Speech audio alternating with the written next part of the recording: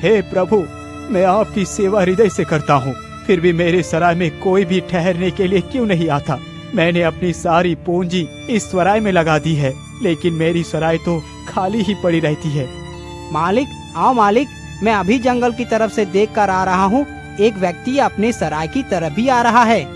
अरे वाह बिरजू, तूने बहुत अच्छी खबर सुनाई। अब तू जल्दी से सराय के बाहर जाकर खड़ा हो जा और जल्दी से उस मेहमान को सराय में लेकर आ। इतना सुनकर बिरजू सराय के बाहर जाकर खड़ा हो जाता है। सेठ का सराय एक ऐसे रास्ते पर था जिसके चारों तरफ सिर्फ और सिर्फ जंगल ही था, लेकिन यह जंगल का रास्ता शहर जाने के लिए बहुत कम समय लेता था। लेकिन जंगल में हिंसक पशुओं की वजह से कोई भी व्यक्ति इस रास्ते पर जाने के लिए कतराता था, जिसकी वजह से यह जंगल का रास्ता लगभग बंद ही हो गया था।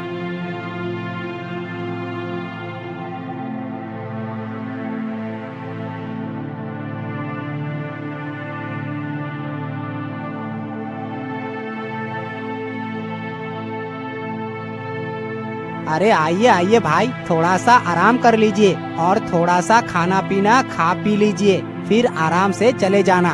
अरे भाई, मैं थक तो बहुत गया हूँ और मुझे जोर जोर की भूख और प्यास भी लगी है, लेकिन मैं... अरे भाई, लेकिन वेकिन कुछ नहीं, आज आपको हमारे सराय का खाना पीना जरूर खाना पड़ेगा। चलो हमारे साथ। बिरजू उस व्यक्ति की पूरी बात भी नहीं सुनता और उसे सराय के अंदर ले जाता है। आइए आइए भाई, आपका स्वागत है हमारे सराय में। ये लीजिए, पानी पी लीजिए। युवक जल्दी से पानी का गिलास लेकर पानी पी लेता है। तब तक बिरजू युवक के लिए अच्छे अच्छे पकवान थाली में सजा देता है। युवक पकवान देखकर बड़ा खुश हो जाता है। पकवान देखकर उसे रहा नहीं जाता, वह जल्दी से सारे पकवान चट कर देता है। वाह वाह, खाना तो कितना स्वादिष्ट था। इतना स्वादिष्ट खाना तो मैं अपने पूरे जीवन में कभी नहीं खाया, और खाना खाकर तो मुझे बहुत जोर की नींद भी आ रही है। हाँ हाँ, क्यों नहीं, आप थोड़ा सा आराम कर लीजिए, फिर आराम से चले जाना। इतना सुनते ही वह युवक वहीं पर लेटकर सो जाता है।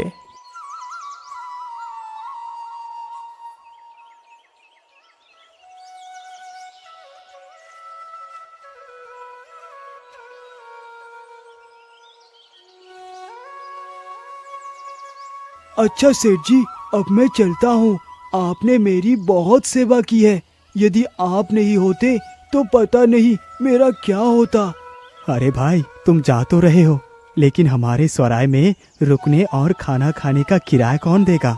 सेठ के मुंह से यह बात सुनते ही युवक हैरान रह जाता है। लेकिन सेठ जी, मेरे पास तो पैसा है ही नहीं। मैंने तो बिरजू को कहा था कि मेरे पास पैसे नहीं है, लेकिन उन्होंने मेरी कोई बात नहीं सुनी और मुझे जबरदस्ती सराय के अंदर ले आए। अच्छा, कोई बात नहीं, तुम परेशान मत हो। यदि तुम्हारे पास पैसे नहीं है तो कोई बात नहीं, तुम यहाँ से जा सकते हो। सेठ जी, आप तो कितने महान हैं। मैंने अपने संपूर्ण जीवन में आपके जैसा महान पुरुष नहीं देखा। सेठ जी, आप चिंता न करिए, मैं शहर से जब वापस लौटूंगा तो आपके सारे पैसे चुका दूंगा। इतना कहकर वह व्यक्ति वहाँ से शहर की ओर चला जाता है।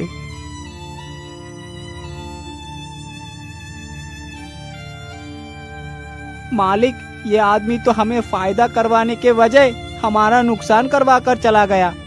अरे कोई बात नहीं बिरजू, नुकसान तो हमारा रोज ही होता है।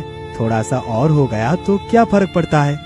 वह दोनों इतनी बात कर ही रहे थे कि तभी उधर से एक कुम्हार मिट्टी के बर्तन अपने सिर पर रखकर वहीं पर आ जाता है जहाँ पर वह सराय था। अरे भाई, क्या मुझे थोड़ा सा पानी मिल सकता है? हाँ भाई, क्यों नहीं, आइए हमारे सराय के अंदर आइए। इतना कहकर सेठ कुम्हार को भी सराय के भीतर ले जाता है और कुम्हार की भी सेवा सत्कार बड़े ही इत्मीनान से करता है। सेठ जी, मैंने आपके बारे में बहुत कुछ सुना है। आप एक बहुत अच्छे इंसान हैं। हाँ भाई, बस ऊपर वाले का आशीर्वाद है।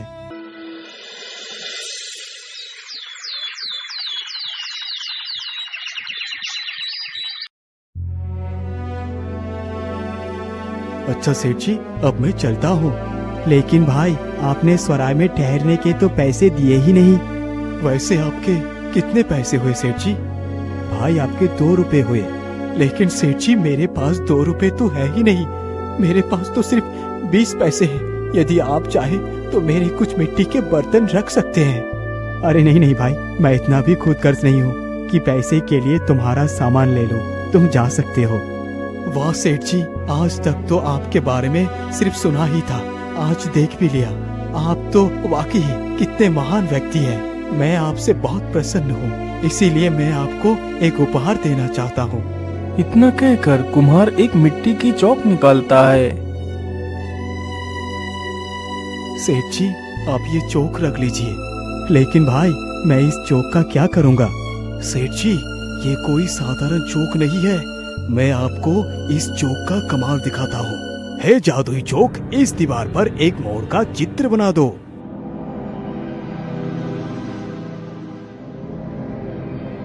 देखा सेठ जी मेरा इस चौक का कमाल? अरे वाह, आपकी ये जादुई चौक तो कमाल की है। अरे सेठ जी आपने अभी तक मेरा कमाल देखा कहाँ है? जरा इधर देख। इतना बोलकर कुम्हार 2 बार ताली बजाता है। तभी वह दीवार पर बना हुआ मोर का चित्र जीवित हो जाता है और वहीं पर नाचने लगता है। यह देखकर सेठ और उसका नौकर हैरान रह जाते हैं। तभी वह कुम्हार फिर से ताली बजाता है। इस बार कुम्हार ने 3 बार ताली बजाई थी। तभी वह मोर फिर से उसी दीवार में समा जाता है। देखा सेठ जी मेरा इस चौक का कमाल? हाँ हाँ भाई, आपकी ये चौक तो वाकई कितनी कमाल की है। सेठ जी मैं आपको ये मोर उपहार में देता हूँ। आपके सराय में जो भी ठहरेगा आप उसे इस मोर का नृत्य दिखाकर उसका मनोरंजन करवाया करना। लेकिन याद रखना, इस मोर का नृत्य तुम्हें कभी भी किसी एक व्यक्ति के सामने नहीं दिखाना है, नहीं तो ये मोर जीवित तो हो जाएगा लेकिन नृत्य नहीं कर पाएगा और इसकी तुरंत ही मृत्यु हो जाएगी। तुम्हें जब भी इसका नृत्य देखना हो तो एक व्यक्ति से अधिक व्यक्तियों के सामने ही इसका नृत्य देखना। जब तुम 2 बार ताली बजाओगे तो ये मोर जीवित होकर नृत्य करने लगेगा और जब तुम 3 बार ताली बजाओगे तो ये मोर वापस दीवार में समा जाएगा। इतना बोलकर कुम्हार अपने मिट्टी के बर्तनों को सिर पर रखता है और वहाँ से चला जाता है।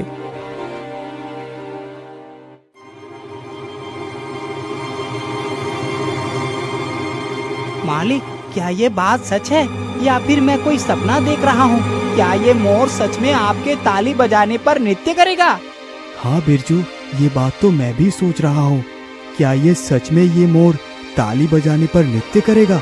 मालिक मैं तो कहता हूँ आप एक बार इसका परीक्षण जरूर कीजिए। बिरजू की यह बात सुनकर सेठ 2 बार ताली बजाता है। ताली के बजते ही मोर जीवित होकर नृत्य करने लगता है।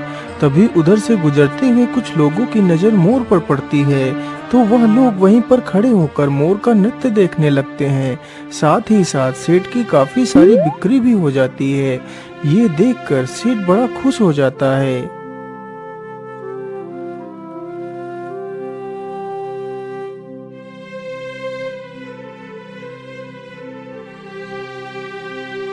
अरे भाई हम लोग इधर से ही चलेंगे। रास्ते में एक सराय है, वहाँ पर एक बहुत सुंदर मोर नृत्य करता है। लोग कहते हैं कि वह एक जादुई मोर है। हाँ हाँ भाई, तो फिर हम लोग जरूर इधर से ही चलेंगे। धीरे धीरे यह बात पूरे राज्य में फैल जाती है। अब तो सेठ के सराय में कभी भीड़ खत्म ही नहीं होती थी। अब तो सेठ काफी ज्यादा अमीर हो चुका था।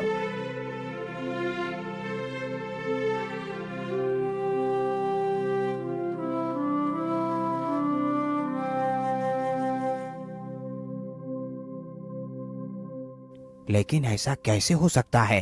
आखिर कोई तस्वीर जीवित कैसे हो सकती है? मालिक यदि आपको मेरी बात पर विश्वास नहीं है तो हमारे साथ चलकर देख लीजिए। यदि ऐसी बात है तो फिर हमें जरूर चलना होगा।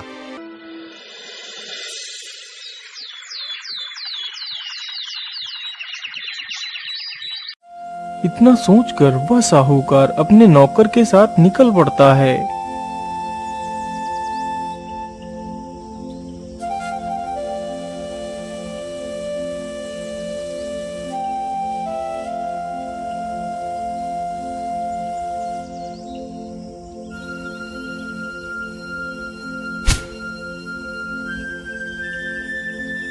आइए आइए भाई, आपका हमारे सराय में स्वागत है। अरे भाई, हम बहुत दूर से आ रहे हैं।